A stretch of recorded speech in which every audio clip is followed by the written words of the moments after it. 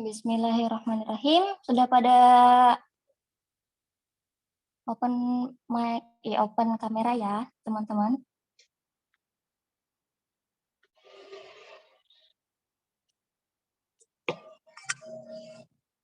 Baiklah, buah delima, buah pepaya. Acaranya kita mulai lah ya. Assalamualaikum warahmatullahi wabarakatuh. Selamat malam teman-teman semuanya. Manggilnya teman-teman aja lah ya. Kalau manggilnya adik-adik nanti dikira makrab online. Selamat datang kami ucapkan kepada seluruh peserta Muda Bicara. Ya, di malam minggu ini senang sekali saya rasanya Dinda Oktavira selaku MC hari ini. Semoga semua dalam keadaan sehat. Teman-teman mungkin yang saat ini sedang sakit atau kurang enak badan, semoga segera disembuhkan ya. Yang belum bergabung, ayo diajak teman-teman, ayo biar kita langsung mulai aja caranya. Baiklah, sebelum memulai acara, ada baiknya kita memohon kelancaran dan agar berkah juga. Kita berdoa menurut agama dan kepercayaan masing-masing. Berdoa dimulai.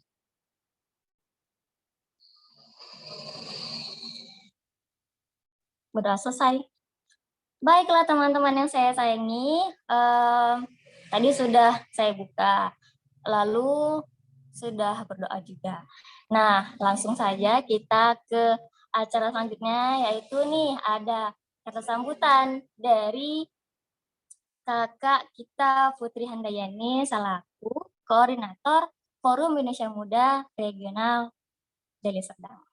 Kepada Kak Putri, dipersilahkan. Halo, Assalamualaikum semuanya. Kedengaran? Waalaikumsalam.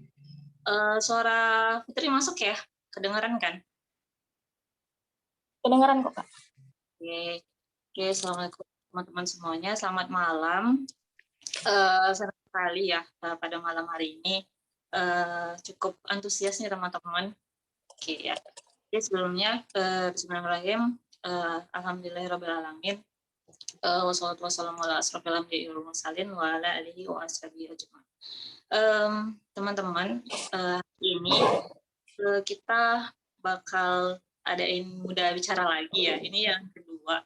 Yang kemarin tuh yang pertama tentang toxic juga. Nah, yang kali ini yang kedua ini juga tentang toxic loh, tapi toxic parenting ya. Nah, nanti bakal dibahas tuntas nih sama materi HB gitu. Nah, sebelumnya selamat datang juga untuk Kak Halimah ya yang sudah bergabung, juga teman-teman ini beberapa, dan tentunya peserta ya, peserta yang sangat semangat dan antusias. Jadi malam minggunya berfaedah bisa mengikuti webinar kali ini dari Generasi Cakrawala Literasi, cara jitu mengatasi trauma dari toxic parenting bagi calon ortu. Nah, orang tua ya, kita nih kan bakal jadi calon-calon orang tua ya kan. Atau mungkin di sini sudah ada yang orang tua ya.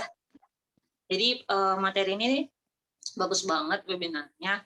Juga disampaikan sama yang lebih expert nih di bidangnya ya kan. Nanti boleh nih teman-teman tanya langsung ke kakaknya, ke Kak Halimah. Jadi jangan lupa pertanyaannya ya. Oke, mungkin itu saja sih. Terima kasih buat teman-teman semua. Semoga malam ini bisa mendapatkan pelajaran ya yang bisa kita dan terapkan nantinya di kemudian hari. Mungkin itu saja. Saya akhiri. Wassalamualaikum warahmatullahi wabarakatuh. Saya kembalikan ke moderator.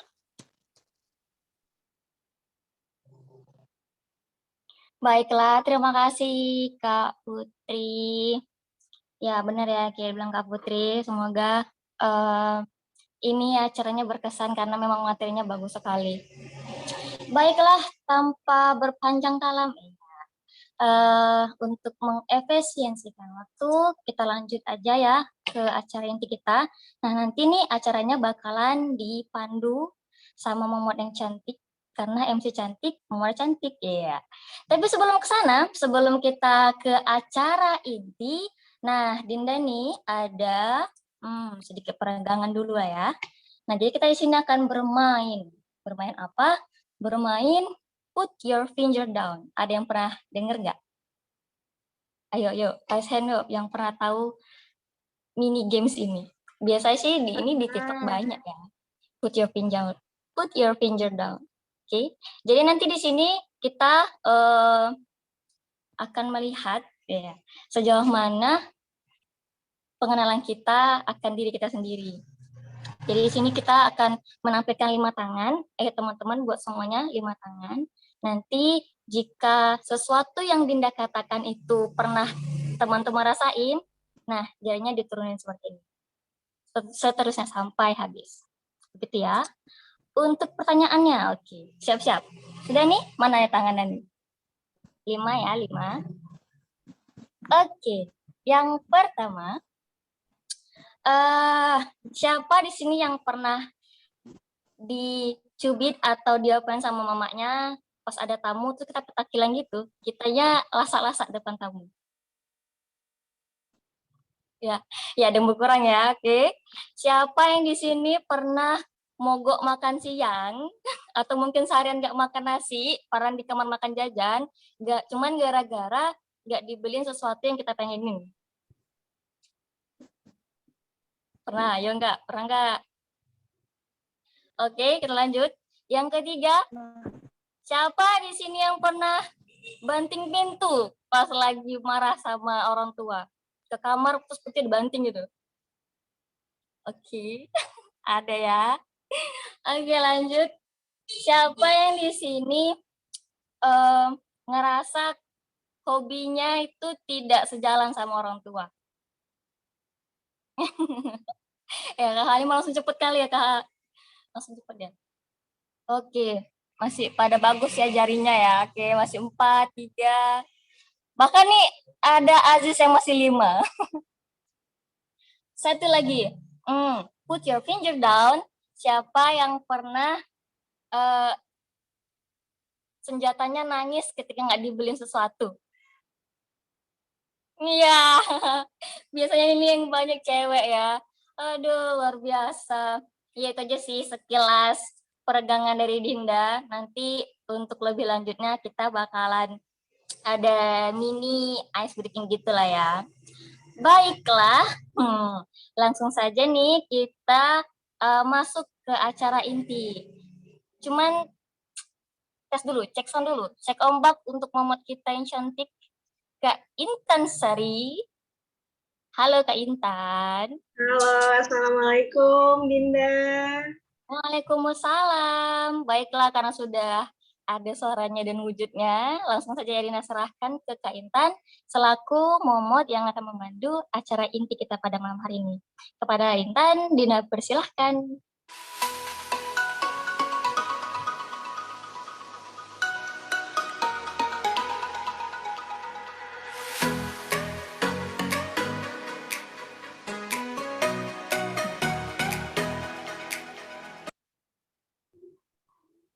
Oke teman-teman.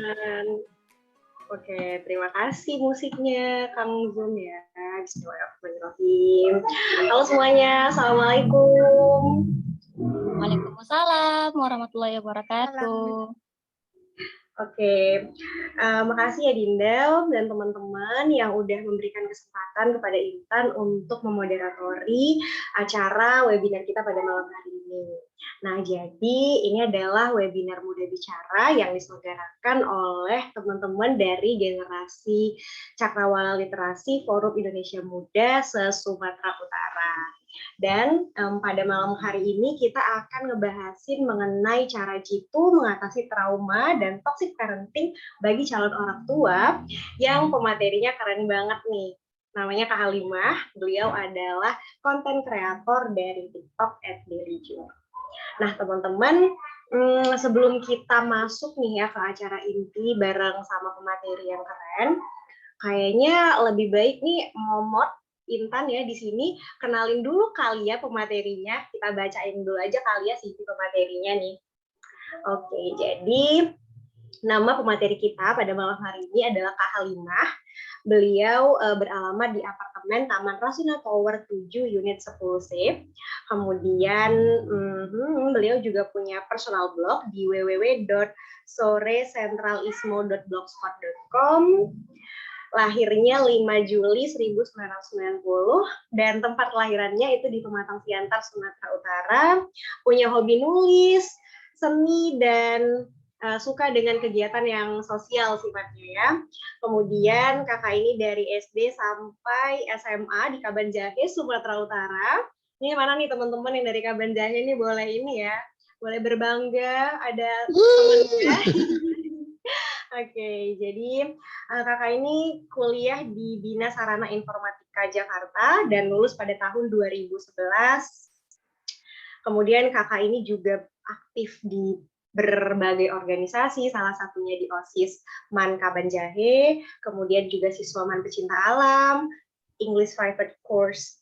Dia adalah guru private bahasa Inggris ya di Jakarta, kemudian juga ikut dan tergabung dalam komunitas peduli pendidikan anak jalanan, Masya Allah luar biasa, Kopaja namanya, di Bekasi dan Jakarta. Oke, kemudian juga ini banyak teman-teman organisasi kakaknya kalau dibacain waktu kita habis mintar. Oke, dan ada penghargaan-penghargaan seperti runner up speech competition, kemudian banyakan speech competition ya kak ya, Masya Allah luar biasa sih ini kakaknya nih. Dan ya udah gitu deh teman-teman, kalau mau kenalan-kenalan sama Kak Halimah nih bisa langsung kontakin Kak Halimah jalur belakang ya teman-teman. Oke. Ini kita kayaknya langsung aja panggil pematerinya nih ya, biar ngobrol-ngobrol cantik gitu kan. Kalau sendirian gak enak banget, cuy, ngobrol malam minggu kan. Yuk, bismillahirrahmanirrahim, Kak Halimah boleh bergabung.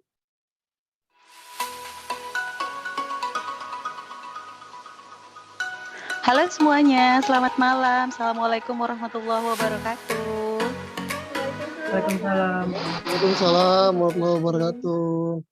Suaraku cukup jelas ya? Jelas, Kak. Kak. Halo semuanya. Senang banget ya ketemu akhirnya. Setelah selama ini kita cuman ketemu di TikTok. Iya. Kak Halimah sehat, Kak? Alhamdulillah sehat. Intan apa kabar? Alhamdulillah luar biasa, ngelihat Kak Halimah langsung semangat ya Bun. Hai. Teman-teman yang belum open Zoom, open kamera boleh open ya teman-teman, karena pemateri cantiknya udah hadir di sini. Oke nih Kak Halimah, tadi ngomong-ngomong ya, Intan tuh dikabarin sama teman-teman panitia, katanya Kak Halimah nih kerja ya Kak, baru pulang kerja nih berarti ya? Aku sebenarnya kerjanya di rumah. Jadi gini, sebelum ini aku adalah social media manager untuk beberapa brand. Kemudian datanglah pandemi. Di situ aku pikir karena kerjaanku memang benar-benar menuntut perhatian yang luar biasa besar ya. Dan kebetulan anakku waktu itu, anakku yang sulung itu masih terapi wicara. Jadi dia speech delay, keterlambatan bicara. Jadi anakku perlu dilatih. Jadi kalau anak orang lain natural bisa bicara, anakku itu perlu terapi sebanyak 8 sesi seminggu untuk bisa bicara. Jadi anak sulungku terapi wicara. Dan ketika pandemi itu datang ke Indonesia, aku tuh baru melahirkan anakku yang kedua. Dan ketika ngelahirin anak aku yang kedua, aku mengalami yang namanya postpartum depression. Jadi depresi pasca melahirkan. Ditambah pula ketika pandemi, anak-anak aku harus sekolah di rumah, terapinya otomatis di rumah juga. Jadi aku harus diriku sendiri terapi karena aku mengalami depresi. Anak-anak aku terapinya di rumah dan otomatis aku harus mengajari juga terapinya.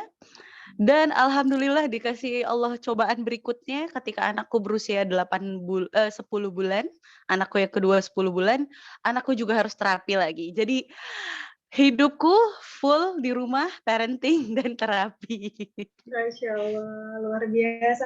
Intan kira kakaknya belum nikah, Bun. Ternyata anaknya udah 2 ya. Anaknya sudah 2. Luar biasa, Masya Allah. Sehat-sehat ya adik-adik keponakan. Iya, terima kasih. Ternyata kakaknya sosial manager, teman-teman.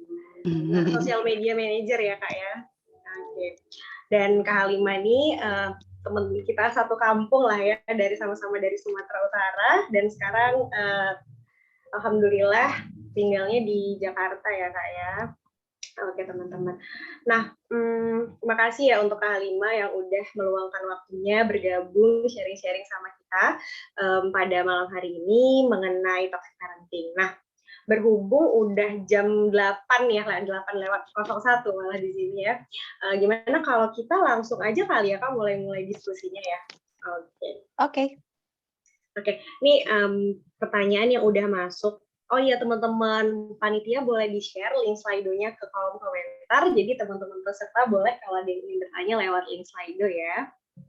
Atau di kolom komentar langsung juga boleh. Nanti Momot akan bacain pertanyaan teman-teman. Nah, pertanyaan yang udah masuk nih ya Kak.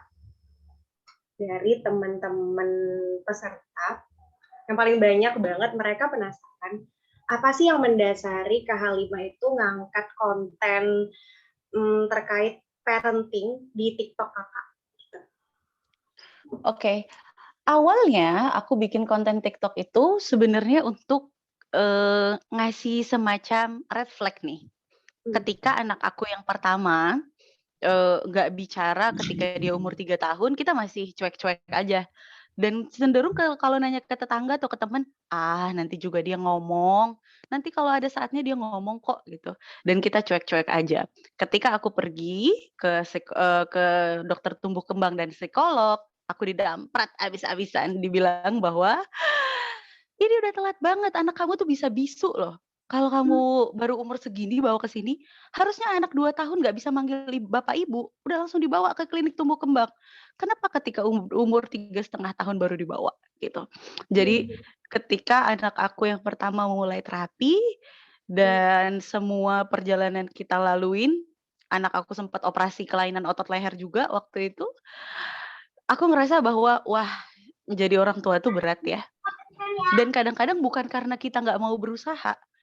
Kadang-kadang memang kita nggak punya ilmunya aja. Dan di Indonesia, sedikit banget tempat yang bisa kita gunakan sebagai referensi untuk belajar jadi orang tua. Coba sekarang aku tanya Intan ya. Ada nggak yang setahu kamu nih, sekolah atau semacam tempat les lah untuk menjadi orang tua? Ada nggak? Sejauh ini 22 tahun hidup belum ada sih Kak. Nggak ada kan? Padahal kita selalu bilang, anak itu masa depan bangsa. Anak itu adalah aset negara, aset agama.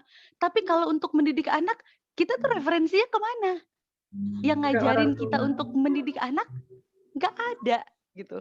Jadi aku pikir, oke, aku mau bikin konten parenting berdasarkan pengalaman aku, karena aku ketemu banyak banget dokter spesialis anak, dokter tumbuh kembang, psikolog anak, dokter syaraf anak, demi membuat anak aku berkembang sesuai usianya gitu. Jadi pengalaman-pengalaman itu aku mau share di sosial media. Tapi ternyata dalam prosesnya malah yang nonton TikTok aku tuh anak-anak muda yang belum nikah. Boro-boro punya anak ya, belum nikah. Belum kelihatan jodohnya sebelah mana tuh belum kelihatan sebenarnya. Tapi pada nontonin TikTok aku. Terus aku kayak bingung. Oh, I see. Kenapa tiba-tiba aku tuh main TikTok baru sebulan waktu itu ya. Followersnya 100.000. Masya Allah. Sebulan aku ya kaget. Kak? Iya, 100.000. Aku kaget. Ini apa-apaan nih gitu. Tapi aku nyadar. Dan ketika itu, karena aku kebetulan social media manager, aku bisa cek kan. Kira-kira profil anak-anak yang follow aku itu kayak gimana. Ternyata banyak banget. Nggak cuma perempuan, banyak anak laki-laki. Dan umurnya sekitar 14-20 tahun. Aku kaget, apa ini? Sebulan. Ternyata yang justru terpanggil adalah anak-anak yang inner child-nya terluka. Anak-anak yang mereka berkembang tidak seharusnya kayak gitu, kayak dewasa sebelum waktunya, karena memang keadaan memaksa mereka untuk jadi dewasa. Jadi mereka, anak-anak ini sedang mencari-cari, ini di dalam hati gue ini kayak ada tempat kosong, gue nggak tahu cara ngisinya gimana, tapi gue sadar tempat kosong ini terjadi ketika masa kecilku banyak terlukai. Jadi tempat kosong ini asalnya adalah luka masa kecil. Jadi ketika kontenku tuh banyak yang nonton, aku sadar bahwa, oh ini yang ngumpul nih adalah anak-anak yang nggak pernah dapat kesempatan untuk menjelaskan dirinya kepada orang tuanya. Dan orang kadang-kadang salah paham bahwa, oh berarti kakak bikin konten untuk menjelek-jelekan orang tua ya? Mengajari anak-anak bahwa orang tua itu selalu salah dan anak selalu benar. Enggak.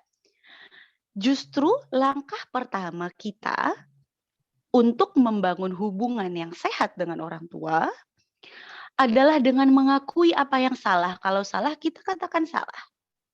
Kalau selama ini kita masih pakai prinsip bahwa orang tua selalu benar, dan kita nggak mau membuka apa nih yang sebenarnya miss antara hubungan anak dan orang tua, kita bakalan terus-terusan. Orang tua ngerasa anak gue bandel banget, nggak bisa diatur, nggak mau ngurut. Sementara anaknya ngerasa orang tua gue kolot banget, nggak mau ngertiin anaknya, nggak pernah mau dengar pendapat. Nggak akan nyambung nih dua-duanya. Kalau kita nggak menyadarin akar permasalahannya apa. Akar permasalahannya adalah kurangnya ilmu parenting, karena memang nggak ada yang ngajarin. Gitu. Jadi aku mau lanjutin soal toxic parenting ya. Definisi toxic parenting sendiri, jangan gara-gara kamu mau keluar malam minggu, terus orang tua kamu bilang enggak, kamu judge orang tua kamu, orang tuaku toxic, aku nggak boleh malam mingguan. Nggak kayak gitu juga ya. Toxic parenting sendiri adalah sebuah pola. Pola itu artinya dia terjadi berkali-kali dan terjadi kalau ada suatu kondisi khusus gitu ya. Jadi itu terjadi berulang-ulang. Toxic parenting adalah sebuah pola di mana orang tua selalu merasa dirinya benar dan anak bukanlah sesuatu yang harus dibesarkan, tetapi sesuatu yang harus selalu diatur. Gitu. Toxic parenting ini kadang-kadang membuat bingung juga sih. Karena toxic itu kan secara harfiah artinya racun ya. Kadang-kadang ini racun bentuknya madu. Bentuknya kayak madu. Dan orang tua ngiranya itu madu. Kalau aku kasih ke anak aku, bakalan bermanfaat. Dan kadang-kadang memang rasanya manis juga. Tapi ketika kita minum, jadi racun. Kadang-kadang kayak gini nih, orang tua selalu bilang, hebat kamu dapat nilai 100, hebat kamu juara seprovinsi, hebat. Selalu bilang anaknya hebat, hebat, hebat, hebat. Tapi yang disebut bukan prosesnya, yang disebut itu gelar atau pencapaiannya. Ketika anak itu suatu hari gagal mencapai sesuatu, dia ngerasa, oh aku nggak bakalan disayang nih ketika pencapaianku gagal. Jadi anak itu berusaha, mau dia stres, mau dia belajar sampai jungkir balik, dia belajar terus-terusan. Mau dia suka nggak suka pelajarannya, dia belajar terus-terusan. Demi apa? Haus pujian. Karena kalau kita menjadi orang tua, yang seharusnya kita puji itu bukan hasilnya, tapi prosesnya. Dan selalu kita ingatkan kepada anak, ketika kamu berproses, mau prosesnya itu naik turun, jungkir balik, kamu lagi di atas, lagi di bawah, selama kamu berproses, kamu tetap mama sayangin. Jadi jadi toxic parenting itu nggak selalu kelihatannya kasar ataupun agresif. Kadang-kadang sesuatu yang bentuknya pujian, itu kadang-kadang bisa juga jadi sesuatu yang toxic. Wah, luar biasa. Iya juga ya Kak ya. Jadi kita ada kebutuhan haus validasi gitu ya dari orang tua. Dan ketika kita gagal, kita nggak dapat validasi itu, kebutuhan itu tidak terpenuhi gitu ya Kak. Kemudian mencari ke yang lain gitu. Benar. Seakan-akan kayak kalau aku mau disayangin, aku harus berprestasi. Padahal nggak kayak gitu. Ini yang bikin kadang-kadang semua orang tua banding-bandingin anaknya dengan orang tua lain. Seakan-akan kalau mau disayang ya lo berprestasi. Kalau lo nggak berprestasi berarti lo nggak disayang. Nggak pantas disayang. Padahal kan nggak kayak gitu ya aturannya. Bener sih, ya ampun teman-teman baru tahu nih momotnya. Iya juga ya, karena selama ini kalau dibahasin tentang toxic parenting tuh mikirnya orang tua yang kasar, marah-marah, ngebentak, mukul, gitu-gitu Kak. Tapi benar sih, ternyata ada perilaku-perilaku positif yang seperti menuntut kita untuk terus positif juga. Bahkan ada juga orang tua yang kalau kita mau nangis nih ya kadang Kak, jangan nangis, nggak boleh nangis, kamu lemah banget sih gitu. Atau ketika kita jatuh terus kita terluka, yang dimarahin mejanya gitu kan ya, katanya kan kita harus menerima emosi anak itu ya Kak ya. Iya, iya. Benar. Itu tadi ya, akarnya memang, ilmu parenting itu sesuatu yang kayak kita nih, kita bahkan udah tinggal di kota kayak Medan kota besar gitu ya, Jakarta kota besar, tapi bahkan di kota besar sekalipun, konsep parenting itu masih sesuatu yang aneh. Nggak semua orang tua tahu itu parenting apa dan nggak mau tahu juga gitu. Dan itulah yang membuat kita ketika misalnya anak jatuh, kemudian nangis, yang dipukul lantainya, nakal di lantai. Atau anak jatuh nangis dikasih YouTube, udah sini nonton aja. Reaksi kita terhadap tangisan adalah bagaimana kita sesegera mungkin menghentikan tangisan itu. Padahal anak itu butuh nangis. Pada anak-anak, nangis adalah stress release. Kalau kita orang gede ya, kita lagi stres, kita bisa jalan-jalan, kita bisa nonton YouTube, kita bisa apa, stress release kita banyak, bisa olahraga. Anak kecil emang apa stress release-nya? Mau jalan-jalan dia sama kesegengannya? Nggak mungkin kan? Bener. Stress release mereka menangis gitu. Emang didesain seperti itu sama Allah. Dikasih kayak gitu, mereka ada tekanan, mereka nangis gitu. Cara komunikasinya nangis, cara stress release-nya nangis, cara minta perhatiannya nangis. Ya anak-anak bakalan banyak nangis. Itu yang nggak, sebagai kalian nih, kalau sekarang kalian ngelihatnya Ray Bayang sama Dinda, Iya. Dinda jangan marah-marah Dinda, mana si Dinda? Kalau sekarang kalian ngelihat couples muda di Instagram, ngelihat, wow, ini nih goals gue banget nih, nikah muda dan punya anak, anaknya dipakein baju lucu-lucu, terus difoto di Instagram, kayak itu adalah sepersekian detik dari 24 jam dan sekitar katakanlah 5-6 jam digunakan anak untuk nangis. Jadi siap ya, jangan ngelihat yang lucu-lucunya doang ya di Instagram. Sekitar 5 jam dalam sehari itu anak-anak bakalan nangis loh. 5 jam Karena ya memang untuk itu. Karena nggak 5 jam nonstop juga gitu, tapi kayak Iya, setiap iya. 5 menit sekali nangis. Ya, ya jadi popoknya basah dia nangis, mainannya jatuh dia nangis. Kayak memang itu untuk sekitar 2 tahun pertama adalah cara mereka berkomunikasi, nangis gitu. Dan itu bukan sesuatu yang perlu kita cepet-cepet kita hilangkan, menangis itu perlu gitu. Oke, ini ada pertanyaan tiba-tiba nih Kak dari Dira. Stress release itu apaan sih katanya Kak? Boleh dijelasin nih Kak hal ini? Stress release itu adalah pelepasan emosi, pelepasan stres. Jadi mekanisme tubuh kita, sebenarnya tubuh kita itu selalu bereaksi ketika ada stres atau tekanan. Kalau misalnya kita berkeringat, misalnya dimarahin orang, keringetan, itu juga salah satu stress release, tandanya kita lagi deg-degan, ritme jantung kita nggak beraturan dan tubuh kita lagi menyesuaikan temperatur, makanya ada disebut dengan keringat dingin. Itu karena biasanya nervous gitu ya. Kemudian nangis adalah stress release. Stress release itu adalah cara diri kita untuk menurunkan level tekanan gitu. Pada dasarnya manusia itu didesain untuk emotion in, jadi ada emosi yang masuk, harus ada emotion out. Jadi kalau kecil, emotion in, dialihkan, mendem di dalam. Anak, oh mau mainan itu, guling-guling di tanah mau mainan, oke diturutin. Anaknya belajar strategi, oke kalau aku mau sesuatu, aku harus nangis. Strateginya nangis, orang kalau nangis dikasih, besok kalau aku nangis dan nggak dikasih, artinya apa? Aku harus nangis lebih kenceng. Pas besoknya nangis lebih kenceng, dikasih. Oh ternyata semakin kenceng aku nangis, semakin cepat permintaanku dikabulkan. Gitu. Jadi bener-bener dijadikan strategi nangis sama anak-anak itu kalau kita tidak ajarkan bahwa menangis itu boleh. Menangis itu adalah bagian dari emosi kamu, stress release kamu, dan bukan senjata kamu. Banyak orang yang bilang, anak aku cengeng banget, Kak. Minta ini, minta itu, nangis. Loh, kita sebagai orang tua yang membiasakan anak untuk melakukan apapun, minta apapun pakai nangis gitu. Kalau dilatih misalnya dia jatuh, "Dek jatuh ya? Jatuh bikin adek sakit ya? Adek nangis karena kesakitan ya? Oh, kalau adek sakit, adek nangis karena kesakitan. Jadi lain kali adek harus apa ya jalannya?" Iya, harus hati-hati.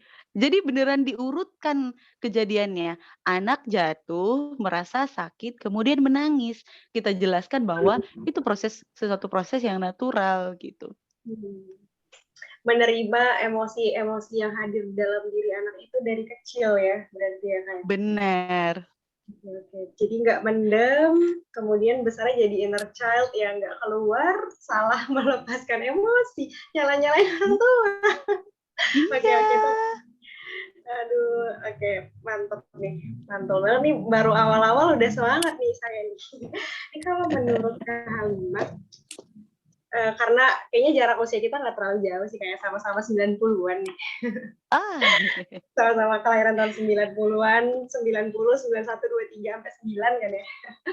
Dan teman-teman yang di sini tuh juga berarti kan para calon-calon, kelak kita bakalan ada di posisi Kak Halimah nih, bakalan jadi orang tua, bakalan masuk di fase-fase menikah, punya anak, ngurusin anak, dan problem-problem yang kayaknya ketika kita muda sekarang mungkin nggak kepikiran tuh.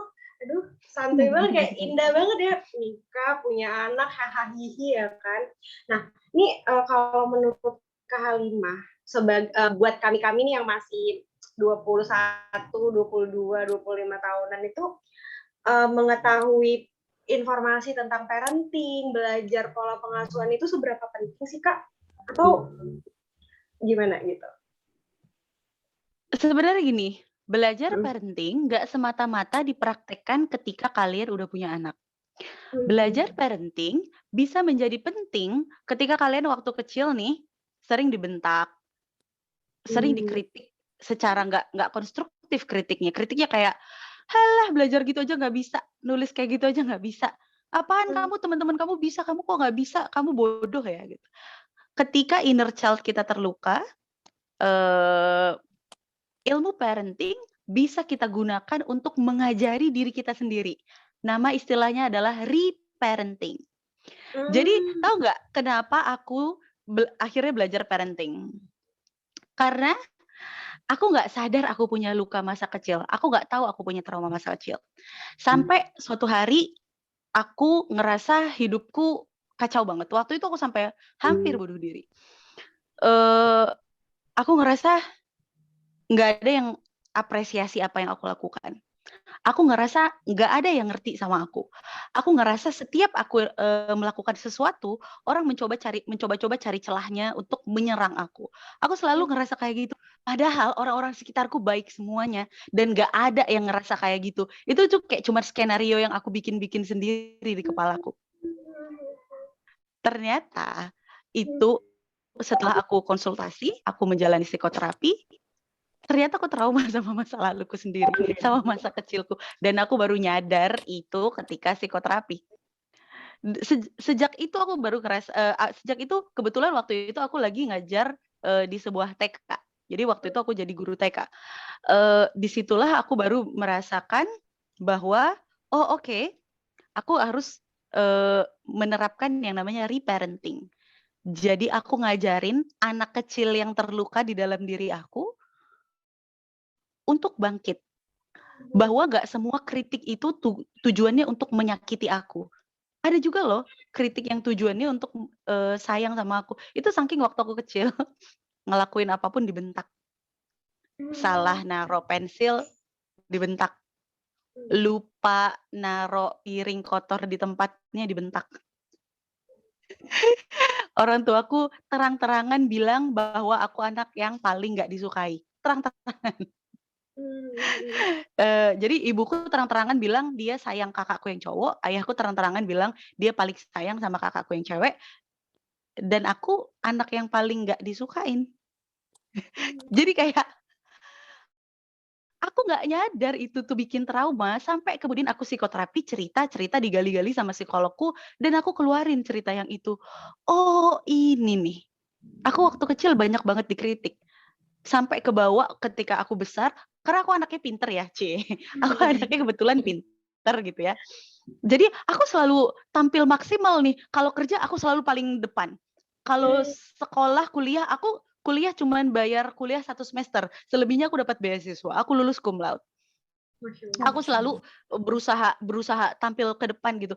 Ketika kerja pun aku selalu excellence. Aku selalu ngelakuin sesuatu tuh diminta misalnya 10, aku lakukan kalau bisa 30, 40, Masya 50 gitu. Allah. Selalu pengen perform. Aku dulu Heeh. ngiranya itu adalah sesuatu yang baik. Tapi ternyata itulah adalah responku terhadap trauma. Karena waktu aku kecil, aku nggak pernah dianggap cukup. Meskipun aku pintar, lebih pintar dari kakak dan abangku, aku tetap nggak disayang. Meskipun aku jadi juara pidato, speech, debat, juara olimpiade bla bla bla, aku nggak pernah dianggap cukup. Jadi aku selalu nih di tempat kerja, orang-orang manggil, "Lu kok ambisius banget jadi orang?" Itu respon traumaku, aku nggak mau ketinggalan, aku mau tetap jadi paling ke depan. Kalau aku nggak jadi yang terdepan, aku bakalan nggak disayangin sama orang-orang. Tapi hasilnya apa? Aku kecapean, mental breakdown, dan mutusin buat, oke, aku bunuh diri aja. Ini tuh terlalu stressful karena gimana sih kerja, aku pernah kerja hampir 24 jam nggak tidur, karena aku ngerasa kerja itu adalah prestasiku, satu-satunya tujuanku hidup adalah kerja, gitu. Kalau aku nggak kerja, orang-orang nggak mandang aku ada. Semua mungkin ya, orang bilang, "Ih bagus dong, berarti kamu punya motivasi." Enggak, itu bukan motivasi sayang, itu bunuh diri pelan-pelan. Bunuh diri dengan gaya. Bunuh diri dengan gaya, bener. Luar biasa ya Kak. Waduh, sempat kepikiran bunuh diri ternyata. Kemudian Kakak pelan-pelan memulihkan itu, terapi, healing gitu ya Kak, konsultasi ke psikolog, barulah kemudian luka-luka itu digali dan terbuka. Kayak gitu ya mungkin kurang lebih ya Kak ya. Ini Bener. kerja-kerja tipes. Kerja-kerja tipes, iya. Ini definisi Kak Halimah. Iya sih, Intan kalau ngelihat orang-orang ambis tuh suka kayak Masya Allah keren ya. Tapi ternyata kita nggak tahu di balik itu ada sesuatu yang mungkin sedang dia tutupi gitu ya. Waduh. Bener. Ketika bahkan aku merantau dari Medan ke Jakarta nih. Aku kira aku adalah anak yang pemberani, Halimah nih, pemberani 17 tahun sendirian ke Jakarta, sampai Jakarta kerja, kuliah segala macam. Aku kira aku anak yang mandiri. Aku kira aku ini sangat berprestasi dan segala macam ya. Setelah aku psikoterapi aku baru sadar, oh iya, gue itu ngerantau dari kampung ke Jakarta karena pengen kabur dari orang tua gue, tapi nggak sadar. Karena nggak kuat dikritik sebenarnya. Dengan aku jauh dari orang tua aku, otomatis aku nggak dengar lagi kritik-kritik itu kan. Gitu. Aku kira aku tergerak karena pengen kehidupan yang lebih baik, ternyata aku pengen kabur. Setelah kabur pun ternyata kaburnya bukan solusi. Ternyata kabur itu bikin aku makin sakit. Bikin aku ya itu kerja-kerja tipes waktu itu. Jadi kayak, nih, wah, abis tipes, gue mau apa nih? Pembuktian apa lagi nih? Gitu. Oke. Jadi akhirnya yang buat Kakak kemudian sadar tentang kerja-kerja tipes, itu bukan solusi itu setelah Kakak menikah atau sebelum Kakak menikah atau gimana tuh Kak Halimah? Satu hal yang menjadi titik balik Kakak. Titik balikku banget sebenarnya, dan ini sekaligus titik aku belajar reparenting, bukan parenting ya, jadi reparenting adalah ketika aku hamil anak kedua. Oke. Aku hamil anak kedua, waktu itu aku sebelumnya udah punya, udah punya sejarah depresi gitu ya. Ketika aku hamil anak kedua, aku ngalamin lagi tuh depresinya. Dan tiba-tiba aku jadi kasar banget sama anakku yang sulung. Anakku yang pertama, aku kasar banget. Aku waktu itu pernah mukul ke anakku, aduh aku kalau cerita tuh, aku mukul ke anakku yang gede. Dan itu nyeselnya sampai, oh ya Allah sakit banget. Dan waktu itu aku nggak bisa kontrol, aku lagi hamil, aku tahu aku nggak harus marah-marah karena aku harus rileks lagi mengandung gitu ya. Tapi aku bawaannya ngelihat anakku yang pertama tuh bawaannya marah terus, bawaannya emosi terus. ketika itu sampai bahkan setiap kali aku mau marah sama dia karena aku takut mukul dia lagi, aku pergi ke kamar mandi, aku mukul tembok sampai tanganku luka. Di situ aku mutusin, oke, aku ke psikolog. Nggak bisa nih. Terlalu banyak hidup yang aku resikokan kalau aku nggak ambil langkah ke psikolog. Ada anakku yang gede, ada bayi di kandunganku dan diriku sendiri gitu. Oke, aku ambil langkah, aku ke psikolog. Baru dijelaskan, baru pas psikoterapi, waktu itu aku psikoterapi lagi, baru dijelaskan bahwa aku nggak akan bisa jadi orang tua yang baik kalau aku sendiri masih menyimpan luka yang nggak sembuh ketika aku dilukain waktu kecil. Jadi ngerti ya, luka yang nggak sembuh itu pengen aku tularkan ke anak aku. Dan inilah yang jadi masalah banyak banget orang tua. Kalau yang ikut Zoom malam ini ada yang orang tua, aku yakin kalian juga ngerasain ini. Kalian juga ngerasain bahwa kalian mukul anak kalian itu karena sesuatu yang sakit di dalam dan nggak bisa kalian sembuhin. Karena kalian nggak tahu juga sebelah mana sakitnya. Dan akhirnya ditularkan ke anak. Disinilah aku titik balik untuk oke, aku mau benerin semuanya. Aku mau berhadapan. Kadang-kadang orang bilang self healing enak banget ya. Kita lihat di postingan TikTok, self healing itu jalan-jalan, self healing itu belanja-belanja. Self healingku prosesnya sakit banget. Self healingku prosesnya adalah berhadapan wajah ke wajah dengan traumaku. Jadi sorry kalau ini kedengarannya lebay ya, tapi aku bawa cerita. Aku bahkan nggak inget luka ini sebelum aku ke psikolog. Waktu itu psikologku pakai pendekatan hipnoterapi ya. Aku nggak tahu bahwa aku punya luka ini sampai aku lagi di terapi, baru aku dapat bayangan ini sejelas-jelas gambar di bioskop. Jadi waktu itu aku usia sekitar 5 tahun, aku sakit gigi. Tahu kan sakit gigi itu kayak gimana? Jadi aku cuma bisa nangis. Namanya anak 5 tahun, nggak mungkin pergi ke klinik sendiri dong. Jadi aku nangis seharian gara-gara sakit gigi. Ibuku lagi sibuk jualan di warung. Dan dia mungkin capek, masak dari pagi, jualan, dengerin anak nangis, nggak berhenti-berhenti. Sementara ayahku lagi main biliar. Di kampung kita kan biasa ya main biliar-biliaran gitu ya. Ayahku lagi main biliar. Jadi ibuku muak mungkin denger aku nangis. Aku diangkat, dibawa ke tempat biliar, ditaruh di situ. Dan ibuku bilang, nih lihat anak lo nangis mulu. Dan respon dari orang tuaku, respon dari ayahku, bukannya ayahku itu nenangin aku, gendong aku, enggak. Dia nelanjutin main biliar, dan aku duduk di tempat biliar itu dikelilingin bapak-bapak cowok-cowok yang lagi main biliar. Anak 5 tahun perempuan sendirian duduk di situ. Nungguin ada seseorang yang nolongin. Disitulah aku untuk pertama kalinya ngelihat aku nggak inget kejadian itu sebelumnya, tapi ketika di terapi, aku baru inget. Di situ terapisku bilang peluk anak itu. Peluk anak itu karena waktu itu nggak ada yang meluk dia. Di situ aku kayak pelukan sama diriku yang waktu kecil. Aku bilang, maafin semuanya ya. Kita lepasin semuanya ya. Karena kita nggak akan bisa sembuh nih kalau kita terus-terus bawa luka ini. Gitu. Jadi titik balikku, benar-benar titik balikku adalah karena aku pelukan sama anak kecil dalam diriku yang masih terluka. Itu sebabnya aku bikin konten-konten itu untuk kita, ayo berani yuk. Memang prosesnya sakit banget.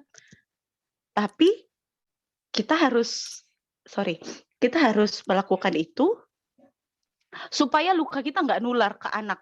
Nanti anak kita membesarkan cucu kita dengan cara yang sama lagi. Kalau gitu kita ulang-ulang terus. Sampai detik ini aku masih berusaha untuk jadi orang tua tanpa kekerasan, tanpa bentakan, tanpa sindiran yang aku rasakan semasa aku kecil. Masih terus berusaha.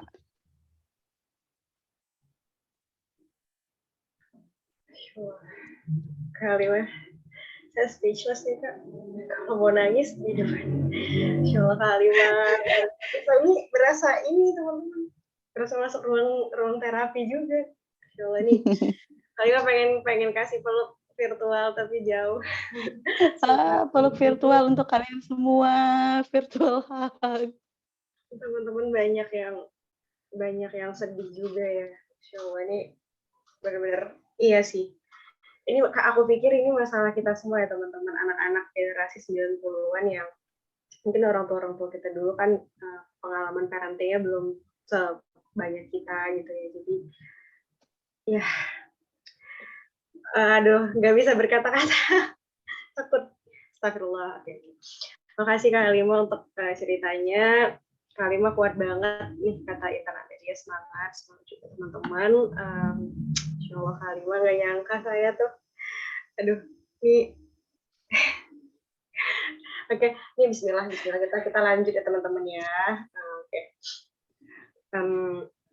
Kak, jadi pertanyaan selanjutnya itu kalau kita nih sebagai anak gitu kan pernah mengalami perlakuan toxic parenting, cara mengatasinya itu gimana sih Kak? Biar nanti kalau kita ketika jadi orang tua kita nggak mengulangi perilaku toksik itu ke anak, karena kan susah gitu ya Kak, sesuatu yang udah ditanamkan orang tua, perlakuan, perkataan verbal ataupun verbal yang ditanamkan kita itu kadang tidak kita sadari gitu kebawa ketika kita jadi orang tua. Nah, gimana sih Kak memutus rantai salah asuh itu gitu? Oke, jadi bukan salah asuh ya, pola asuh. Karena gini, pola asuh itu erat banget kaitannya sama ekonomi. Ketika orang tua kita capek untuk memenuhi kebutuhan ekonomi ya, bahkan untuk sekedar memenuhi kebutuhan makan kita aja, orang tua kita mungkin udah ada yang bekerja seharian di ladang, kayak orang tuaku bekerja seharian jualan gitu ya.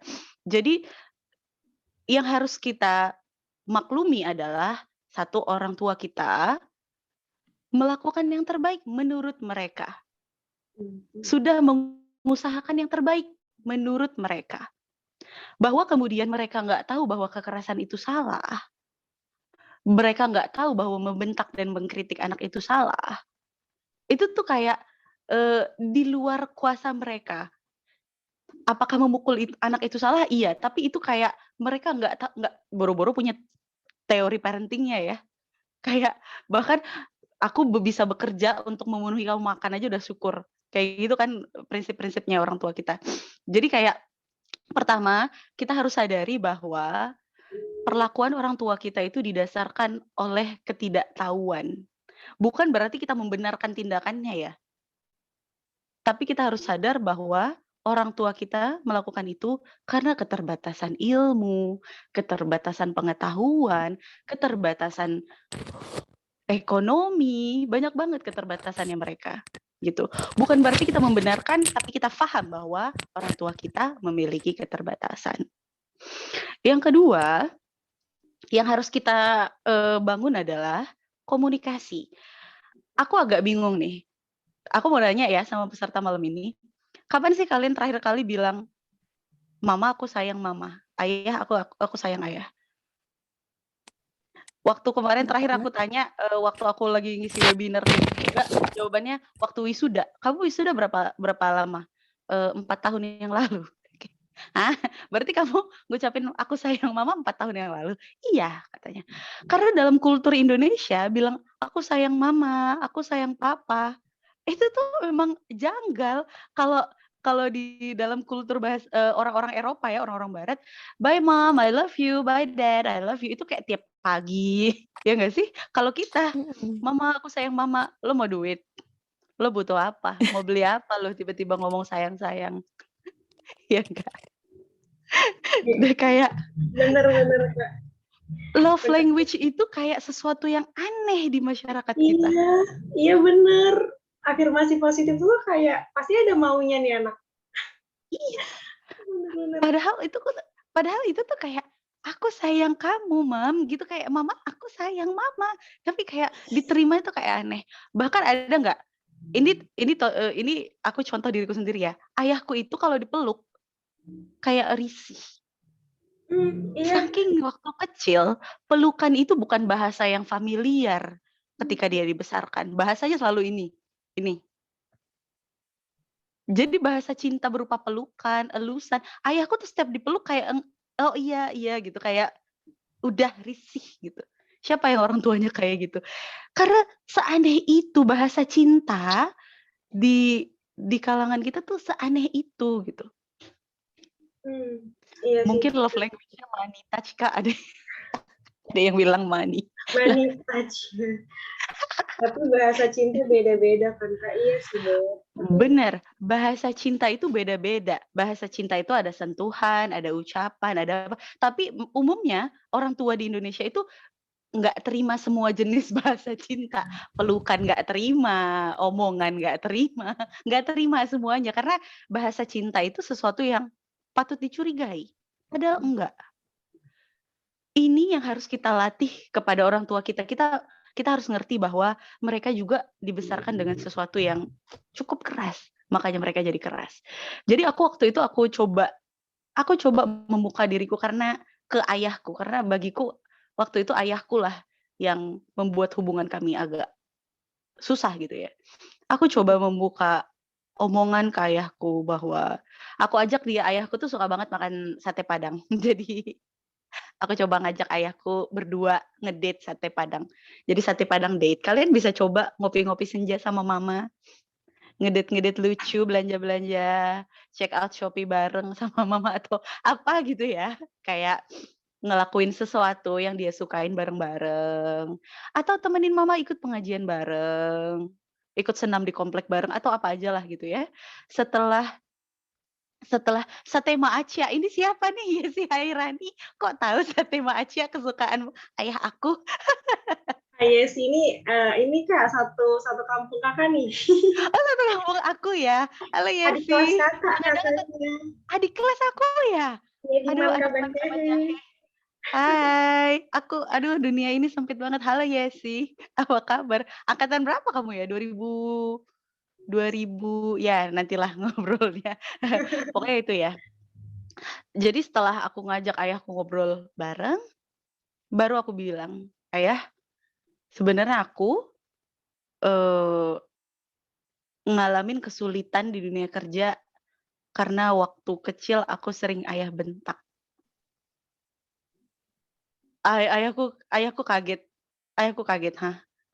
Dia serius bilang kayak gitu, "Iya." Aku bilang ke ayahku, "Aku ingat banget waktu itu ayah lagi main biliar dan ayah biarin aku nangis sendirian di tempat biliar. Tapi nggak apa-apa ya, bukan aku marah. Masa-masa marahku udah lewat. Masa-masa sakit itu udah lewat. Aku cuman pengen bilang aja ke ayah. Aku nggak benci sedikit pun ke ayah, udah lewat masa-masa itu. Aku cuman pengen bilang ini ke ayah, biar di sini tuh nggak ada sisanya lagi. Karena kalau dibiarin ada sisa nanti bisa berkembang dan besar lagi. Aku cuman bilang ini biar aku lega aja." Dan ayahku responnya, ayahku minta maaf. Di situ aku ngerasa, wah, ternyata ayahku itu kalau Yesi mungkin Yesi tahu ayahku orangnya gimana ya. Ayahku tuh pokoknya serem banget. Dia guru karate, sabuk hitam dan 3.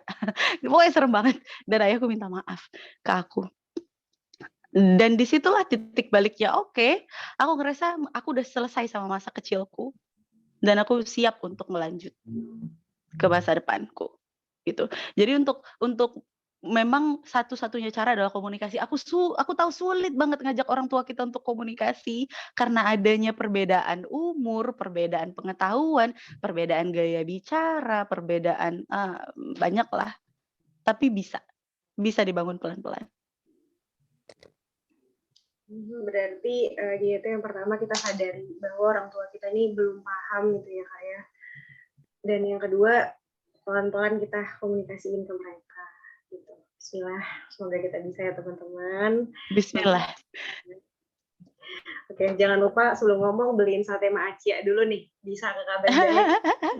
Bawa ke Medan. Masya Allah, luar biasa. Ini teman-teman, kalau nggak dengar ya Oppo F9, coba join lagi. Ini ada yang love language-nya act of service. Katanya emaknya, mana sini tadi, mamanya senang kalau dibantu 24 jam, Kak. Luar biasa. Tidur, Mbak. Gimana dong? Ya ampun. Remaja apa anak? 3 minggu lalu bilang ke mama gitu, bilang sayang Mhm. gitu maksudnya. Tapi mama ketawa, dibilang nggak waras kau ya. Nggak waras. Bilang sayang dibilang nggak waras ya. Terus ini Faujan Adli. Pas bilang gitu dijawab, lain kau ini. Mama Medan ya memang ya. Mama Medan. Oh iya, aku pengen kasih tahu ya. Di Hah? Medan itu, aku kan kerja bareng sama komunitasku juga, kemudian orang tua murid gitu ya. Aku selalu ketemu dong sama ibu-ibu Medan, emak-emak Medan, yang sama anaknya tuh terpaksa keras kayak gini. Karena gini, kita di Medan perempuan itu stratanya tuh lebih tinggi dari laki-laki. Kenapa? Kadang-kadang laki-laki tuh kayak gosip di warung kopi, main biliar, kayak main catur. Sementara emak kita jualan, cari duit, ngurus anak, ngurus sekolah, ngurus rumah segala macam. Semua beban dijadiin satu. Kita kadang-kadang berpikir bahwa diri kita itu kuat, diri kita itu diri kita itu udah tegar gitu ya. Tapi ketegaran kita dan kita orang emak-emak Medan ini bangga kalau tegas ke anak. Aku sama anak aku tegas, nggak ada main lembek-lembek gitu. Kadang-kadang kita ngerasa bangga sama ciri itu, karakter itu, tapi malah bikin anak kita jauh dari kita. Dan kalau anak udah jauh dari orang tuanya, apa? Bohong. Siapa di sini yang punya kepribadian ganda? Dalam tanda kutip ya. Di rumah kelihatannya ini, di sekolah, pasti aku yakin hampir 80% kepribadiannya ganda. Di sekolah, di rumah, gitu. Jadi ini salah satu karena komunikasi di antara orang tua dan anak tuh nggak baik. Jadinya anak harus membuat wajah kedua untuk dia tampilkan ke orang tuanya supaya jadi aman biar nggak dimarahin. Iya sih. Iya ya Kak, bener Kak. Bener banget. Nih, pengalaman hidup di 2 kota besarnya Kak Halimah ini luar biasa ya teman-teman. Kita sebagai orang yang hidup dengan pola asuh Mama Medan, relate sekali tentunya dengan cerita Kak Halimah. Nih Intan kebetulan dapat DM Kak dari kolom Zoom, tapi dia bilang gitu. Halo Kak, aku mau nanya tapi secret aja. Oke, dia nggak mau disebutkan namanya. Pertanyaannya berkaitan sama pertanyaan tadi. Jadi apakah ada cara kita sebagai anak untuk dapat memutus keadaan toxic parenting? Bentar-bentar. Ini pelan-pelan. Mana nih dia? Bismillah. Ayo jangan hilang, udah fokus. Bentar ya Kak Alma ya. Ini pelan-pelan. Oke, pelan. Bisa. Oke. Oh ini dia. Berkaitan sama pertanyaan tadi, jadi apakah ada cara kita sebagai anak untuk dapat memutus keadaan toxic parenting dengan tidak menyakiti hati orang tua kita di tengah kita low keep apa ini, Masya Allah kok Bismillah apa-apaan low keep, kita perbesar dulu. Dengan tidak menyakiti hati orang tua kita di tengah kita low keep in touch sama mereka, dan di tengah kita juga udah beranjak dewasa. Makasih Kak, semoga dibaca ya. Jadi katanya tuh Kak, gimana sih kita dapat memutus keadaan toxic parenting tapi kita juga jarang keep in touch sama mereka karena kita udah beranjak dewasa gitu Kak. Cuman kita pengen memutus itu.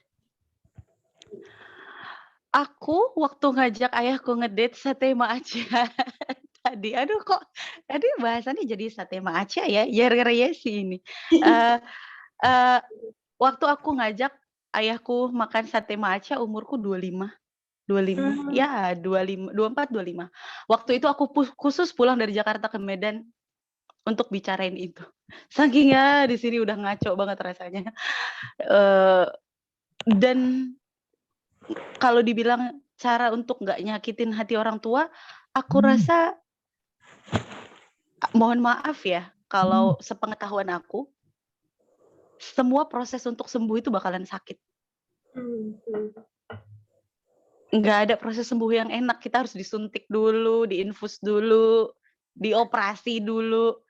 Proses untuk sembuh itu nggak gampang dan hampir selalu pasti sakit gitu. Kayak yang aku bilang, kalau orang lain healingnya itu enak, jalan-jalan, shopping, aku healingnya tuh sakit banget.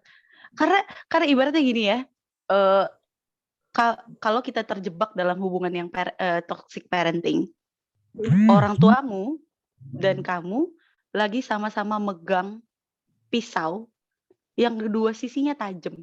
Orang tuamu megang itu, kamu megang itu. Jadi kalau untuk saling cabut, kita cabut nih, udah selesai, aku mau buang ini pisau, pasti sakit dulu kan. Karena itu tadi ego sebagai orang tua nih, lu udah gue gedein, mungkin ya ayahku bisa aja bilang gini, kamu tahu nggak yang ayah lakukan untuk kamu dari kamu bayi sampai kamu gede kayak gini, ayah udah jungkir balik kerja 2 tempat sekaligus segala macam gitu. Bisa aja kan ayah aku ngomong kayak gitu, tapi alhamdulillahnya ayahku menurunkan ego. Pasti sakit lah hatinya.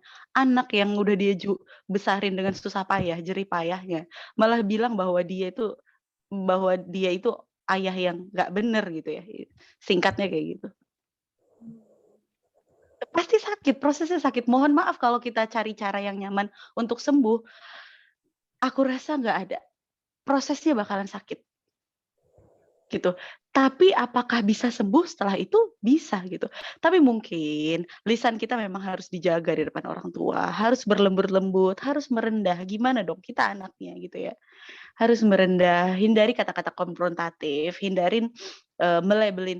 Kalau kita nggak suka dilabelin sebagai anak, kita juga jangan melabelin orang tua. Kita jangan bilang orang tua kita kolot lah, orang tua kita ini, jangan sebutin yang kayak gitu. Fokus kepada kata-kata apa yang kamu rasakan. Waktu itu aku nggak fokus untuk bilang ayah itu cuek, ayah itu kasar, ayah itu ini. Aku nggak fokus ke situ. Aku fokus kepada perasaanku aja. Aku fokus kepada apa yang terjadi padaku aja. Ayah tetap orang baik. Ayah tetap orang baik seperti yang orang-orang lain kenal. Dan ayah mungkin ngelakuin ini tanpa ayah sadarin. Tapi ini ya, yang terjadi tuh ini. Gitu. Kadang suka dibilang kalau kayak gitu biasanya ya kayak dibilang kurang ajar gitu loh sebagai anak, iya nggak sih? Iya pasti. Pasti Jadi lah. kayak Pasti orang tuh. jadi enggak kayak jadi kayak rasa apa ya, takut aja gitu kalau mau ngungkapin, pasti nanti dibilang kurang ajar, terus kayak ini nih anak yang suka ngajarin orang tua nih nggak sopan gitu, takutnya kayak gitu loh. Jadi ya udahlah diem aja, simpen aja gitu, pasti ya udah nanti juga hilang gitu aja sih biasanya. Itu masih takutnya ya. Ini ada kata takutnya. Takutnya. Berarti belum Karena kejadian nih. kebiasaan takut. Iya, karena biasa ditakut-takutin. Iya, jadi takut aja gitu. Aneh aja gitu jadi. Jadi Udah negatif mungkin gini thinking ya. duluan gitu. Jadi mungkin gini, sebelum ngobrol ada proses PDKT-nya dulu. Jadi harus kita bener-bener bangun dulu relationship yang enak, ajak ngobrol yang santai, yang ini. Mungkin seminggu sebelum kita ngomongin sesuatu yang gak enak, seminggu itu kita omongin yang enak-enak dulu, kita puji-puji dulu. Ya aku inget banget loh, aku dulu bilang gitu, ya aku inget banget dulu setiap TK, aku diantarin naik sepeda. TK-ku nggak terlalu jauh dari rumah, jadi aku diantarin naik sepeda sama ayahku. Aku bilang kayak, itu memori paling indah. Sepanjang masa kecilku kalau disuruh milih satu memori yang paling aku suka, itu memori diboncengin ke sekolah naik sepeda sama ayah. Aku selalu puji-puji dulu ayahku. Sebelum aku ngatain yang sakitnya gitu. Bukan berarti ayahku nggak punya sisi baik ya, banyak sisi baiknya gitu. Tapi memang harus kita ucapkan, harus kita ungkap sisi tidak baiknya demi memperbaiki. Keturunan bersama ini kan buat cucu lo juga ya, maaf gitu. Halo, terima kasih teman-teman. Ini tadi Intan baru bacain komen dari Mbak Rizka Piranti dan Nur Adila. Katanya dia dengerin ini sambil ngeliat adiknya dipukul sama ayahnya. Peluk dan doa terbaik untuk kalian teman-teman. Bismillah, semoga teman-teman kuat ya. Pelan-pelan kita mulai komunikasi asertif ke orang tua kita. Udah, bismillah. Ini teman-teman kalau mau nanya langsung boleh langsung on cam aja ya, banyak banget ini DM yang masuk ke kolom komen luar biasa. ada teman-teman yang kira-kira ingin ngomong unmute suaranya, boleh teman-teman biar lebih terasa sesi malam ini. Teman-teman ada yang ingin partisipasi langsung mungkin atau lewat Boleh? boleh Mbak, silakan Mbak. Oke. Kenalan dulu gitu atau gimana? Mbak kalau mau anonim boleh anonim, mau perkenalan monggo perkenalan dan langsung pertanyaan. Gini. Perkenalkan nama saya Lindy.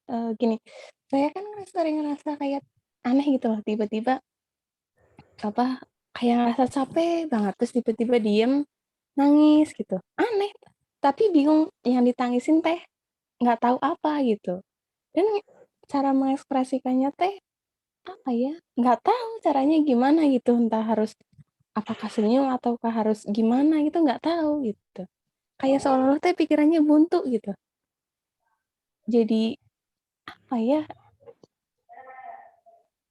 ya udahlah gitu aja, mungkin dibawa nangis, mungkin nanti selesai ya udah gitu, biasanya sih gitu, aneh aja sama diri sendiri gitu sih Kak, terima kasih. Halo Lindy, aku mau langsung jawab ya. Ini adalah salah satu efek yang paling nyata kalau kita sejak kecil selalu mengalihkan perasaan anak. Kalau anak jatuh nangis yang dipukul lantainya. Kalau anak main sama temennya terus berantem nangis dibilang ah kamu yang lebay. Jadi orang tua nggak berusaha mengurutkan apa yang bikin sedih dan nggak melabelin.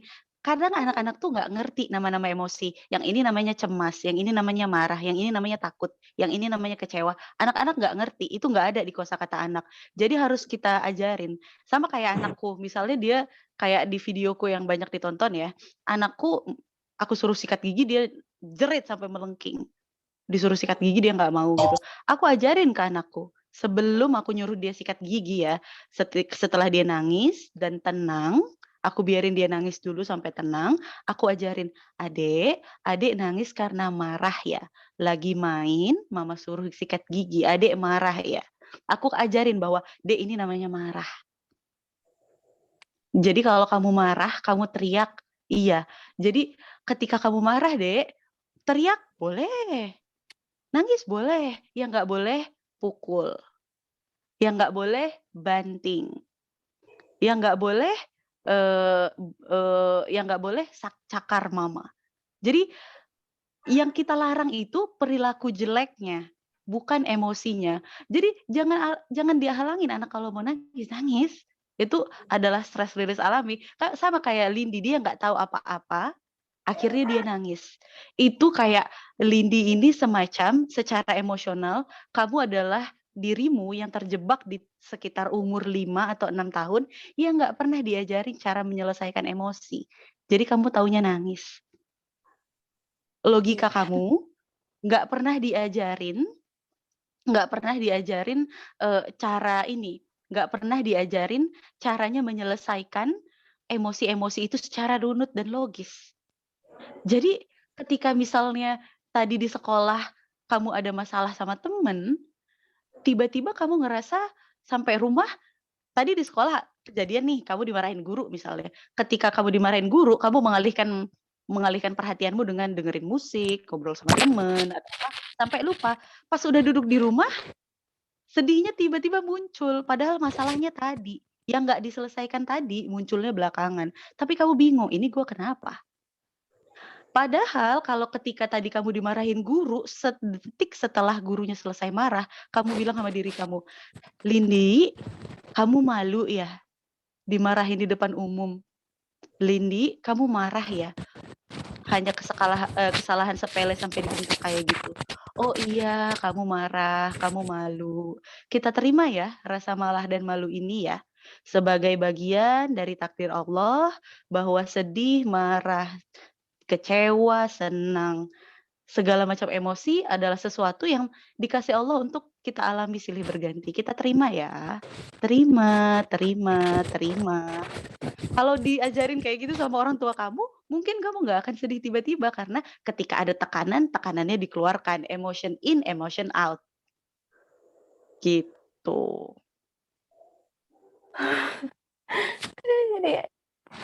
Jadi jadi bingung sendiri juga sih sama kondisi gitu. Jadi kayak apa ya? Pokoknya pas waktu kayak kelas dulu SMP gitu ya, semuanya kayak kejadian di SMP ataupun entah aku ada masalah apa gitu, diam gitu. Nggak pernah kayak namanya aku datang ke rumah cerita ini enggak gitu. Udah diam sampai rumah ya udah diam gitu.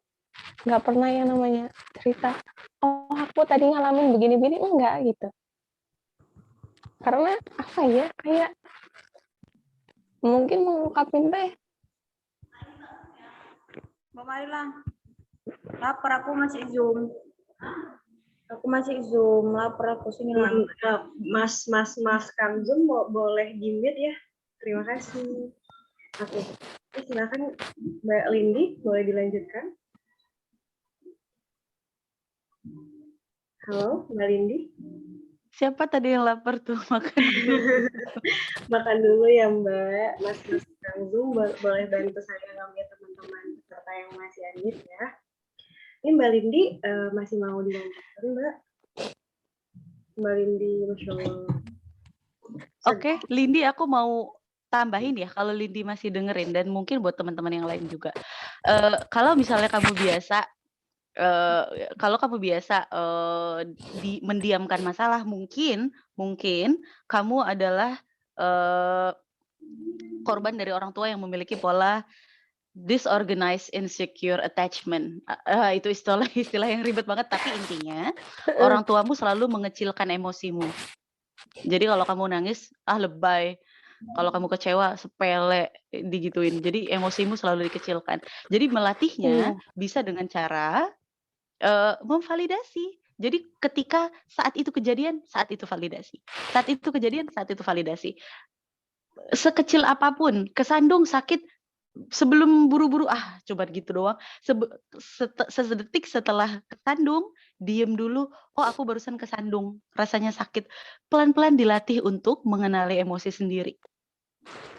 Jadi jangan cepet-cepet, ya udah kesandung doang, sepele, kabur, enggak kayak gitu. Pelan-pelan latih emosinya, untuk kenalin emosinya. Ya, terima kasih Kak Halima dan Mbak Lindi. Pelan-pelan kenalin emosinya ya Mbak Lindi. Kita bisa coba. Terima kasih. Terima kasih Kak Halima. Oke, ini udah 2 menit lagi sebenarnya nih kita tutup, tapi kita boleh nanya lagi ya Kak Halima. Ini Masya Allah banyak banget, udah berasa sesi konseling nih. Oke, Intan bacain yang dari Slido dulu ya teman-teman, kasihan teman-temannya yang udah dari tadi nih. Oke, kita bacain nih. Ada banyak banget pertanyaan yang sama, jadi kita pilih dulu sebentar. Lemi Momot memilih. Oke. Maka gimana sih kita tahu kalau inner child kita itu masih terluka dan belum termaafkan? Gimana kita bisa menemukan inner child kita yang terluka, Kak? Oke. Sebenarnya ada 2 indikator. Indikator pertama adalah indikator yang kamu sadarin. Indikator seperti kayak kamu sadar kamu nggak pede ngomong di publik. Kamu sadar kalau mau ngomong ke siapa di sini yang kalau mau ngomong di absen nih di sekolah, hadir Bu. Itu suaranya ketahan di sini. Banyak banget itu tuh banyak banget di Indonesia tuh kayak ngomong hadir Bu doang. Nggak salah, Gitu tapi udah jadinya. deg-degan duluan, tangannya keringetan duluan. Kayak kalau kamu kenalin gejala-gejalanya seperti itu, berhasil kamu deteksi, itu ada inner child. Sesuatu yang menurut kamu ini nggak ada penjelasannya nih. Nggak ada penjelasan logisnya. Ngapain gue harus takut? Kayak aku ya, waktu itu. Oh, itu pergi ke tukang. bukan kayak insecure ya? Atau kayak malu-malu atau gimana gitu?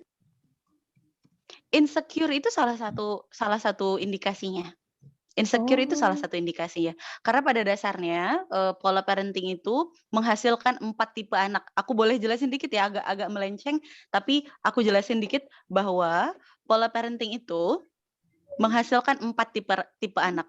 Yang pertama adalah anak yang secure attachment. Secure attachment itu adalah anak-anak yang kalau kalian lihat di kelas dia pede. Kalau dia ditanya, dia berani menjawab. Kalau salah, dia nggak malu. Oh oke, salah, aku bisa belajar dari kesalahanku. Kalau dia benar, dia nggak tinggi hati. Itu anak yang secure. Orang tuanya biasanya memvalidasi perasaannya. Orang tuanya tidak mengkerdilkan perasaannya. Orang tuanya memuji proses, bukan memuji hasil. Jadinya anaknya menjadi secure. Yang kedua, ada anak yang menjadi anxious insecure attachment namanya. Jadi anak ini adalah anak yang orang tuanya kadang ada, kadang enggak. Kadang-kadang orang tuanya baik banget, kadang-kadang sedikit aja dimarahin. Jadi orang tuanya on off nih perhatiannya.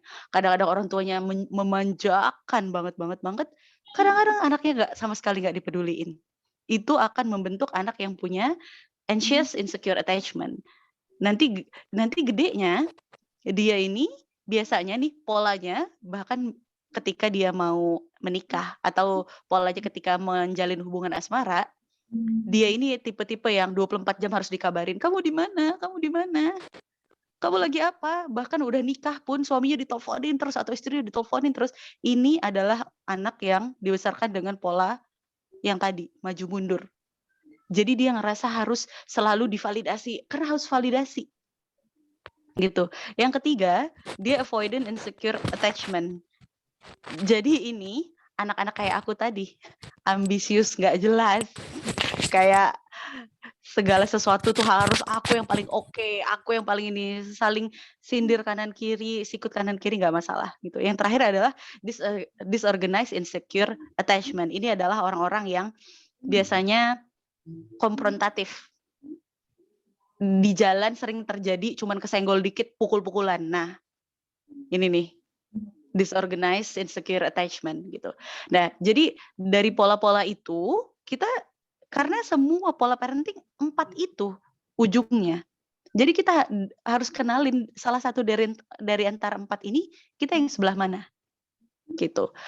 Itu kalau kamu nggak punya indikasi medis. Artinya kamu cuma sekedar tahu aku ini bermasalah. Kalau kamu punya indikasi medis, artinya kamu sampai self harm, memukul diri, menyakiti diri, atau berpikir untuk bunuh diri, itu udah nggak bisa kamu handle sendiri. Harus pergi ke psikolog. Oke, itu Mbak Anonim ya. Ada 4 jenis inner child kurang lebih secara umum yang dikatakan oleh Mbak Halimah tadi. Nah, ini udah satu pertanyaan lagi ya Mbak Halimah ya. Udah boleh lewat dari janji kita nggak apa-apa ya Mbak ya. Ini Masya Allah luar biasa antusiasme teman-teman hari ini. Kak, saya tuh mudah emosi sama anak, main tangan. Tiap malam aku mau tidur, aku nangis. Gimana caranya? Gimana cara kita nggak kasar sama anak, Kak? Aku nggak nyangka aku nggak bisa kontrol emosi. Oke. Kalau kita dalam agama Islam, kita sebenarnya udah diajarin sama Rasulullah nih. Kalau kita marah dalam keadaan berdiri, sebelum melakukan apa-apa, duduk dulu. Kalau duduk kita masih merasa marah, sebelum melakukan apa-apa, kita berbaring dulu. Ya. Jadi kita udah dikasih guidelines-nya. Aku rasa yang bukan muslim pun bisa melakukan ini karena secara teori psikologisnya itu tuh benar. Bahwa sebelum kita melakukan apa-apa, kadang-kadang yang dimarahin itu bukan kesalahan anaknya. Cek lagi deh, kesalahan anak itu kadang-kadang kesalahan anak itu hampir pasti sepele kok, numpahin air, nggak ngerjain PR, lupa naro pensil, lupa naro pulpen, sepele kok. Penyebabnya. Tapi kitanya nih dari pagi udah capek, nggak ada yang bantuin, mungkin tadi malam ada masalah sama suami, atau banyak gitu hal-hal yang akhirnya si anak ini cuma jadi sasaran doang. Ya. Kadang-kadang kita jadi gampang marah itu, kalau aku suka istilahnya ini nih, istilahnya Dr. Phil. Bahwa setiap dari kita itu punya kulit emosi. Jadi permukaan tubuh kita ini kulit ya. Ada orang yang disentuh kayak gini, rasanya kayak kita tuh menganggapnya sebagai rasa sayang. Oh, disentuh, sayang. Kalau ini di permukaan, ada orang yang permukaan kulitnya habis kebakar, disentuh kayak gini, dia langsung sakit. Ngapain lo nyentuh-nyentuh gue? Beda kan responnya orang yang kulitnya sehat dengan orang yang kulitnya terbakar. Responnya tuh beda. Jangan-jangan Bu, ibu jadi gampang marah karena ibu sendiri masih terluka. Ibu gampang marah karena waktu kecil ngelihatnya ibu kalau salah ya dipukul. Ibu nggak punya contoh lain. Ibu nggak mau mukul, tapi cuman itu contohnya dari kecil yang ibu lihat. Gitu. Jadi saran aku, ini mungkin menolong ya, tapi kalau misalnya sudah dirasa udah mengganggu banget, segera konsultasikan ke psikolog, pakai BPJS bisa, diterima pakai BPJS, tapi sementara sebelum ke psikolog misalnya ya, masih menunggu waktu yang tepat, atau menunggu kesempatan, bisa lakukan yang namanya butterfly hug.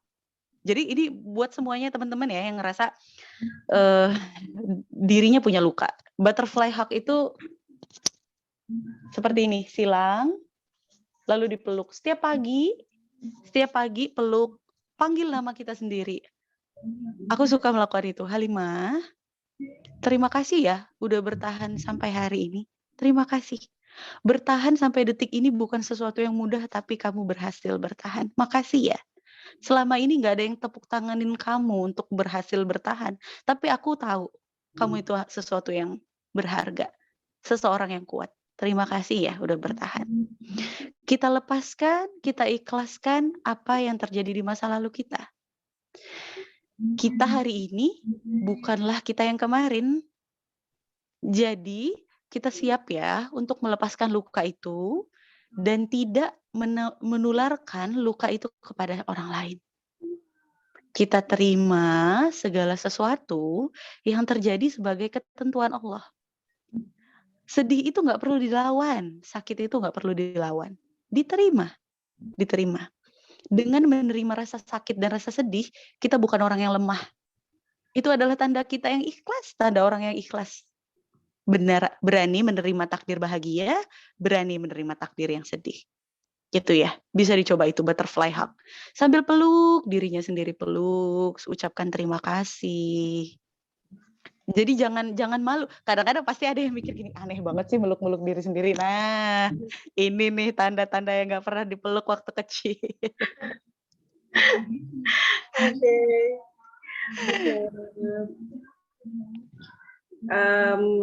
Kak Halimah, ini Masya Allah nih teman-teman antusiasnya masih tinggi sekali ternyata ya. Masih banyak yang ngirim direct message, tapi dari Zoom. Ini Kak Halimah masih gimana nih Kak? Mau kita cut sekarang atau boleh deh satu pertanyaan lagi gitu? Satu lagi boleh? Satu lagi. Boleh. Oke, ini pertanyaannya menyambung dari yang inner child tadi. Katanya gini nih Kak. Bentar. Oh, ada yang raise hand. Oh, Mas Habib nih, dia raise hand dari tadi. Oke, Mas Habib mungkin langsung aja kali ya nanya langsung nih biar lebih terasa. Monggo Mas Habib. Terima kasih Kak Intan atas waktu dan kesempatannya. Dari yang saya perhatikan tadi, Masya Allah kisah-kisahnya sangat inspiratif sekali Kak Halimah. Jadi mungkin langsung saja, pertanyaan saya itu apakah salah satu ciri toxic parenting itu adalah tidak diajarkannya kita terhadap 3 kata-kata keramat seperti maaf, tolong, dan terima kasih.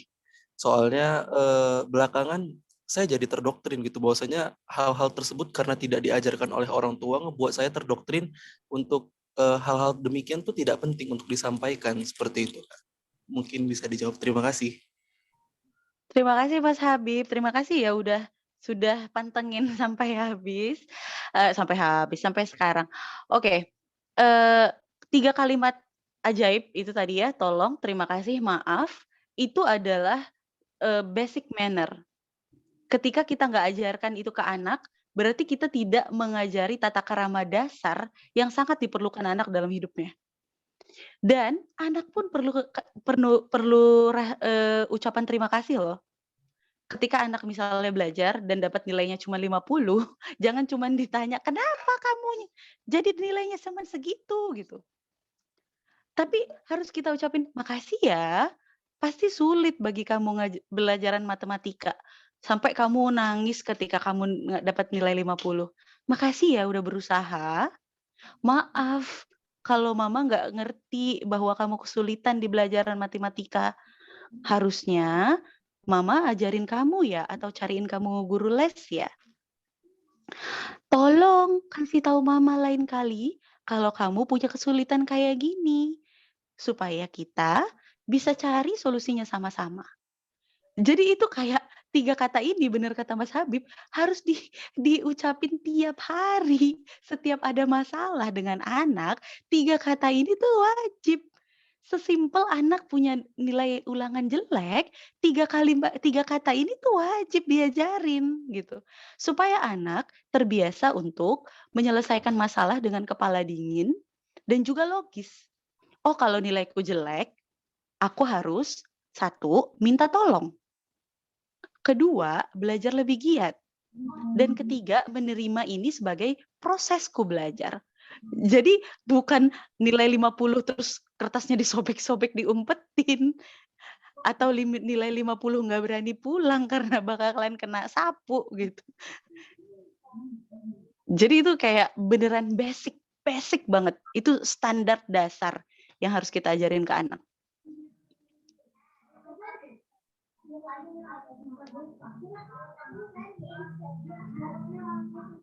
Kayaknya setelah itu kurang lebih Mas Habib, terima kasih atas pertanyaannya, terima kasih Kak Halima.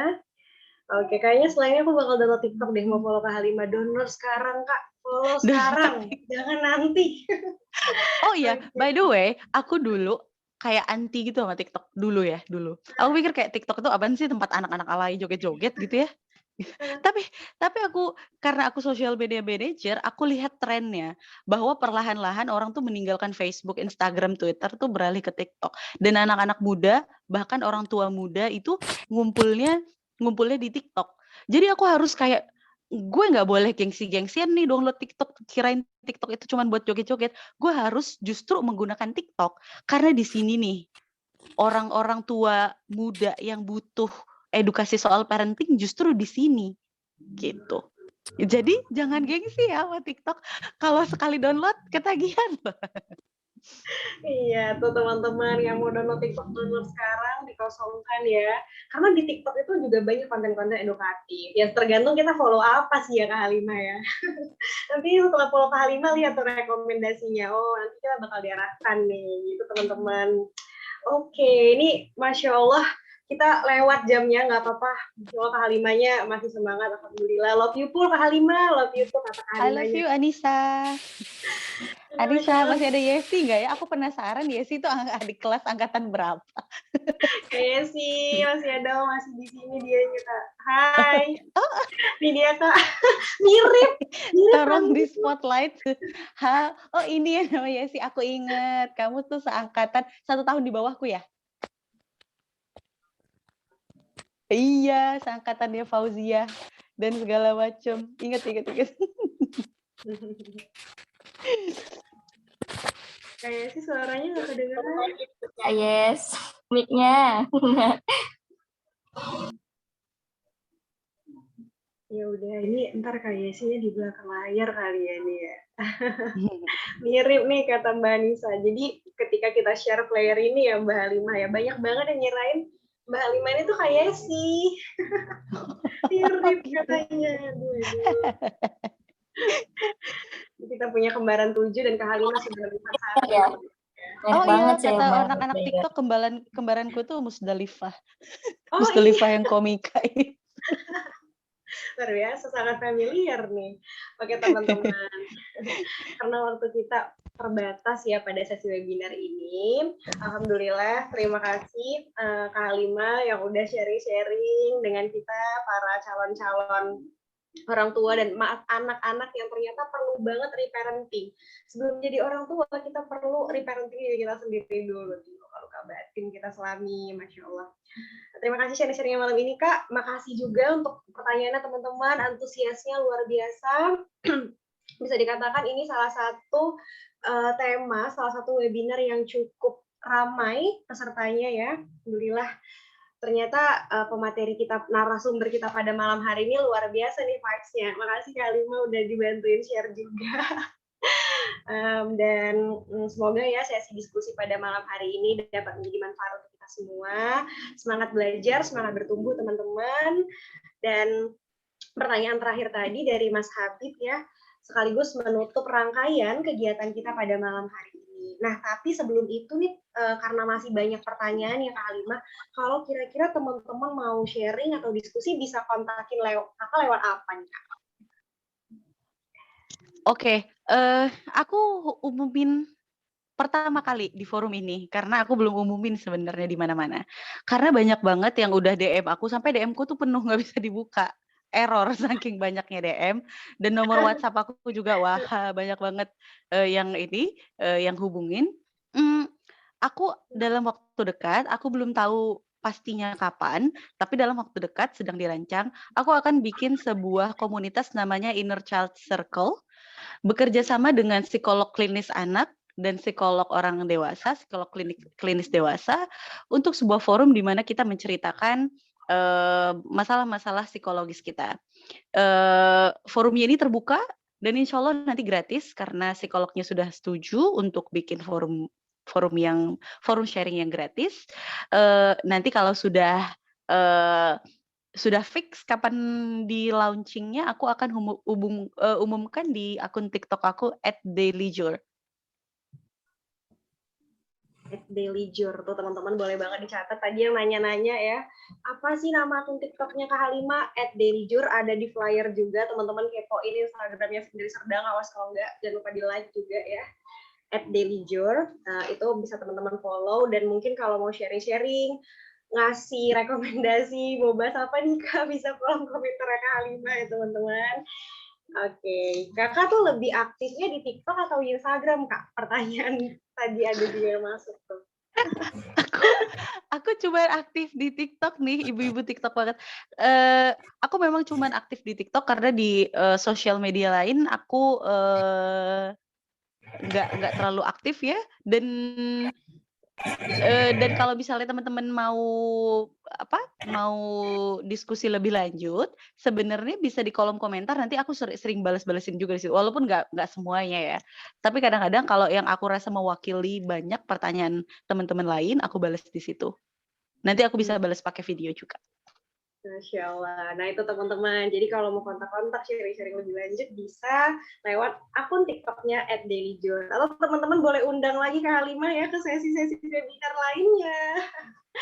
Oke, ini Kak Halimah sebelum kita tutup acara ini, boleh dong Kak kasih closing statement-nya untuk menutup sesi pada hari ini.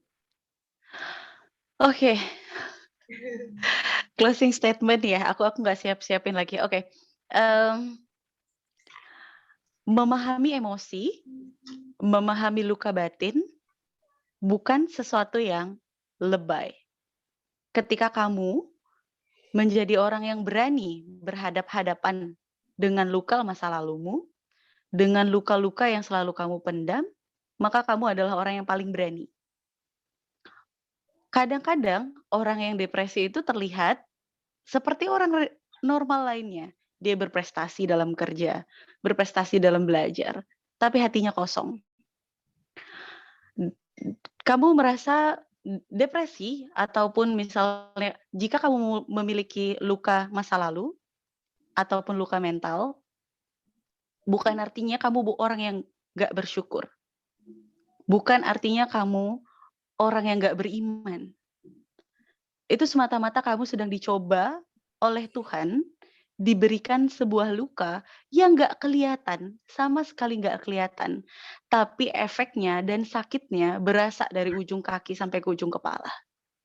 Dan proses untuk menyembuhkan luka itu sangat panjang dan sangat menyakitkan. Tapi percayalah, sekali kamu menemukan jalan untuk menyembuhkan luka itu, kamu akan jadi orang yang berkali-kali lipat lebih bersinar dari apa yang kamu miliki sekarang.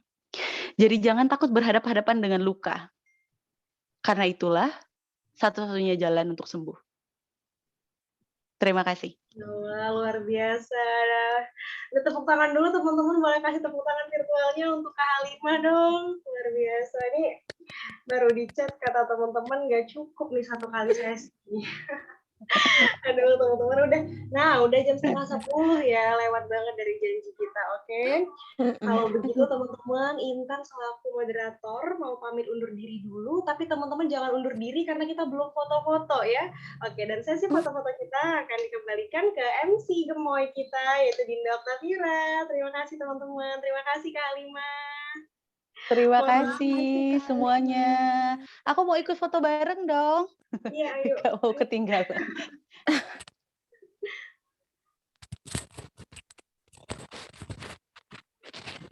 Oke, Dinda masih ke mute kamu tuh, Din.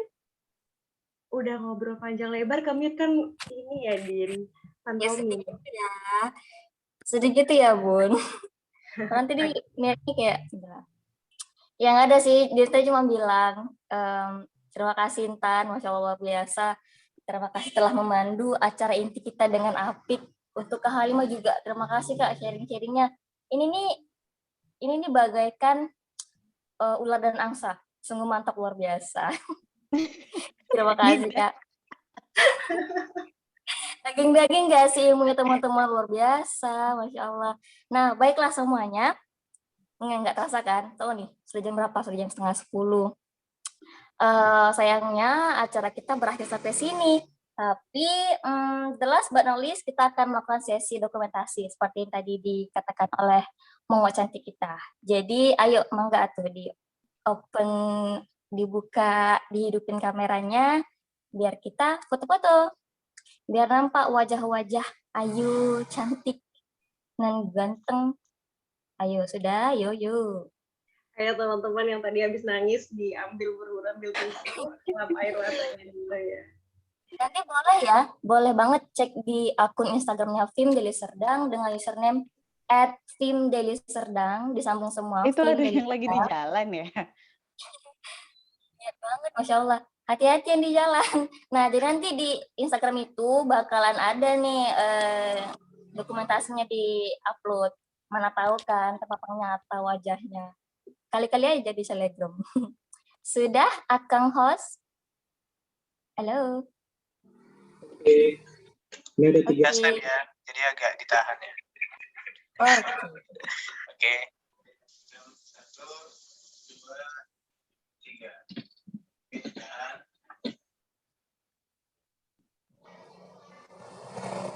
Oke. Lagi slide kedua. Sudah ada 3 slide. Oke. Gaya yang lain. 1, 2, 3. Tahan. Ditahan. Tahan. Oke, dah. Oke, udah. Bu MC. Oke, terima kasih Kang host, luar biasa. Alhamdulillah ya teman-teman, kita benar-benar di penghujung acara nih. Sesi dokumentasi tadi itu sebagai closing acara kita malam hari ini. Terima kasih banyak telah memilih Muda Bicara dari Forum Indonesia Muda Regional Sumatera Utara. Ada Film Medan dan Film Deli Serdang. Sebagai pengisi mengalami kalian yang panjang yang ya mungkin biasanya ini waktu quality time sama keluarga atau orang-orang terkasih ya kan. Terima kasih telah memilih di sini. Terima kasih banyak. Saya Dinda Oktavira selaku MC mewakili teman-teman panitia semuanya. Mohon maaf kalau ada serangkaian acara yang tidak berkenan di hati atau mungkin ada ucapan Dinda selaku MC pada malam hari ini yang ya mungkin tidak menyenangkan di hati. Dan kepada Tuhan Yang Maha Esa kami mohon ampun. Semangat ya.